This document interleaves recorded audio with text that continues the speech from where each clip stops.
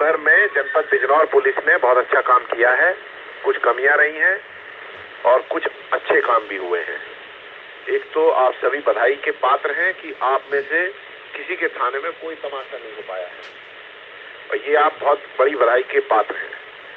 कई बार कहने के बावजूद भी कुछ थाना इंचार्ज इतने मूर्ख टाइप निकले कि उनके यहाँ फिर भी भीड़ इकट्ठी हो गई।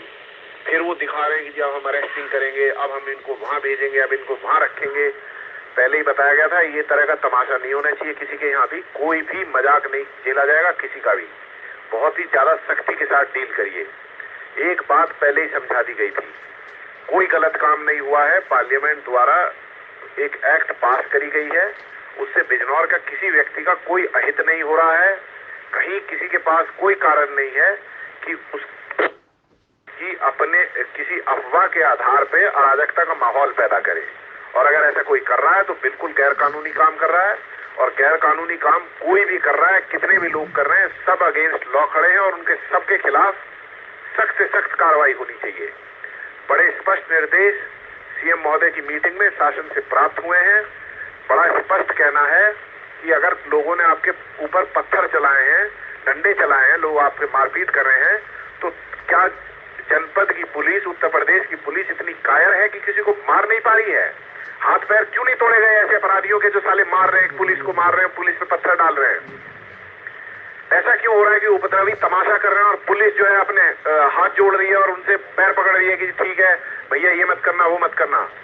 बड़ा स्पष्ट निर्देश है, चाहे आपकी वीडियोग्राफी हो रही हो, चाहे फोटोग्राफी हो रही हो, चाहे कुछ भी आ रहा सही, ओवर एक्शन पूरा आपका जो है सपोर्ट किया जाए।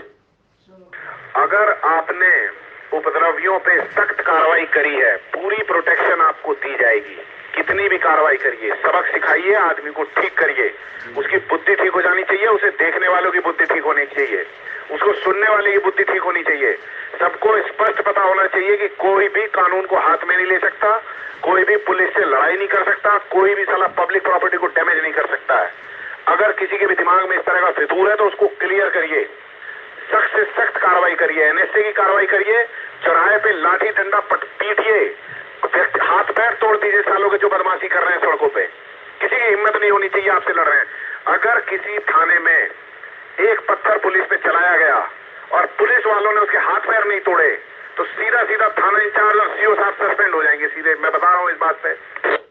आप ध्यान रखिए, कोई पत्थर मार रहा है, कोई बदमाशी कर रहा है, साले को बिल्कुल मत बख्शिए, बिल्कुल सख्त से सख्त कार्रवाई करिए।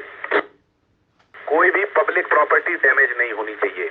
आपका थाना, आपकी चौकी, आपका कोई पुलिसकर्मी, कोई भी सरकारी बस, कोई अस्पताल, कोई आपका वेपन, एमुनिशन कोई ना छीन पाए, कोई भी railway station, power station, roadways की बस, फायर स्टेशन, एम्बुलेंस, कहीं भी कोई भी पब्लिक प्रॉपर्टी डैमेज नहीं होनी चाहिए। आप देख लीजिए, कोई एक छोटी सी चीज डैमेज करता है तो उसको उसका बहुत सख्त अंजाम मिलना चाहिए, उसको समझ में आना चाहिए इसका मतलब क्या है। कोई भी आपका आरटी सेट कहीं खोना नहीं चाहिए। कोई भी व्यक्ति अपने पर्सनल वाहन लेके ड्यूटी पे नहीं जाएगा, सरकारी वाहन लेके जाएंगे। सबसे बड़ी बात है, कोई भी व्यक्ति अपनी वर्दी के अलावा फालतू की इधर उधर की कोई रंग बिरंगी जैकेट ना पहने। बड़े सख्त निर्देश दिए गए हैं। प्रॉपर यूनिफॉर्म और प्रॉपर जैकेट जो यूनिफॉर्म के साथ अलाउड है, उसी कलर की जो वर्दी से मिलती हुई है, उसको पहन के निकले। ये तो रंग बिरंगी जैकेट पहन के ना जाएं। उसके अलावा जहां भी लाठी चार्ज होता है उसमें आप दंगा नियंत्रण उपकरण पूरे लिए हुए लैस होने चाहिए, केन, शील्ड, और उसके अलावा हेलमेट, बॉडी प्रोटेक्टर, सब कुछ आपके पास होना चाहिए।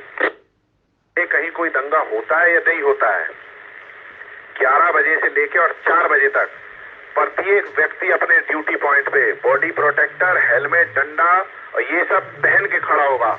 अगर किसी एक व्यक्ति का फोटो इस सब के बगैर आया, चाहे वो थाना इंचार्ज है, चाहे चौकी इंचार्ज है, चाहे कोई भी है, कोई भी अफसर है, कोई भी